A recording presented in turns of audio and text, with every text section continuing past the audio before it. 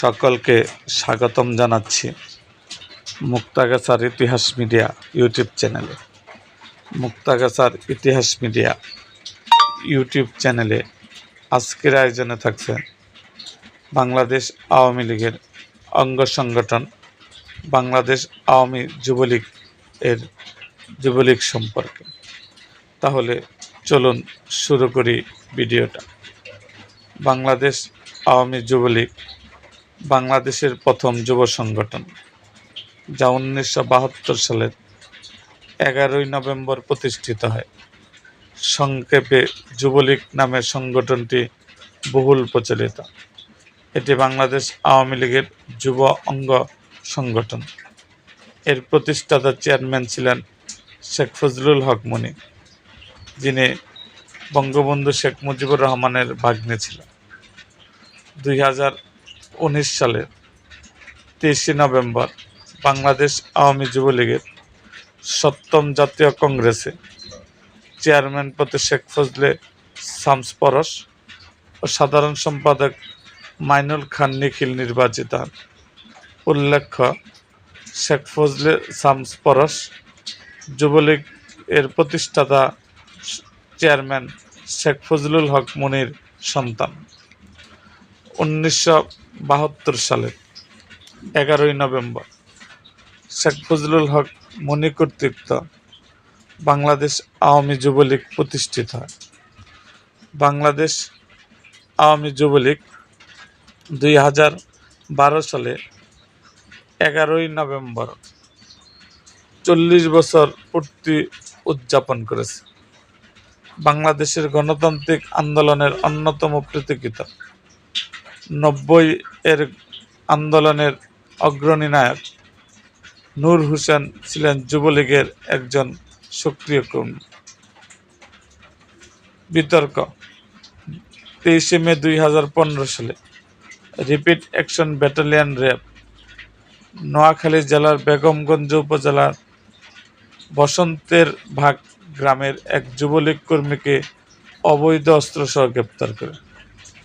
চট্টগ্রামের কোতোয়ালি এলাকায় আল আরাফা ইসলামী ব্যাংকের মুরাদনগর শাখায় নিরাপত্তা কর্মী হত্যার ঘটনায় জড়িত থাকার অভিযোগে স্থানীয় পুলিশের গোয়েন্দা বিভাগ ডিবি যুবলীগ নেতা গিয়াসকে গ্রেপ্তার করে।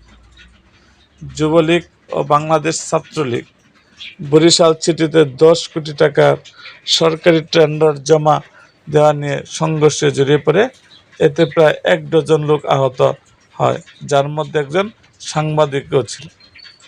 যুবলীগ 2019 সালে তা অফিস সম্পাদক কাজী আনিসুর রহমানকে দুর্নীতির অভিযোগে বহিষ্কার করে। তিনি অবৈধ ক্যাসিনোর বিরুদ্ধে অভিযানের সময় আত্মগোপনে চলে যায়। র্যাব ক্যাসিনো সম্রাট নামে পরিচিত ঢাকা দক্ষিণ যুবলীগের সভাপতি ইসমাইল হোসেন চৌধুরী সম্রাটকে গ্রেপ্তার করে। তার বিরুদ্ধে ক্যাসিনো ব্যবসা, টেন্ডার বাণিজ্য এবং চাঁদাবাজির অভিযোগে মামলা দায়ের হয়। আওয়ামী লীগের ঘনিষ্ঠ সমর্থক হওয়া সত্ত্বেও তাকে বাংলাদেশ জামাত ইসলামীর নেতার বাড়ি থেকে গ্রেপ্তার করা হয়। বিভিন্ন আন্দোলনে আওয়ামী যুবলীগের কর্মীরা নিহত হন। সেই নিহত হওয়ার থেকে কিছু কর্মীদের তালিকা দেওয়া হলো: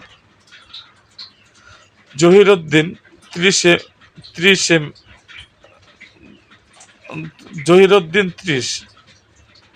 22 মে 2015 সালে নোয়াখালীর বেগমগঞ্জে উপজেলার কবিরহাট এলাকায় খুন হয়।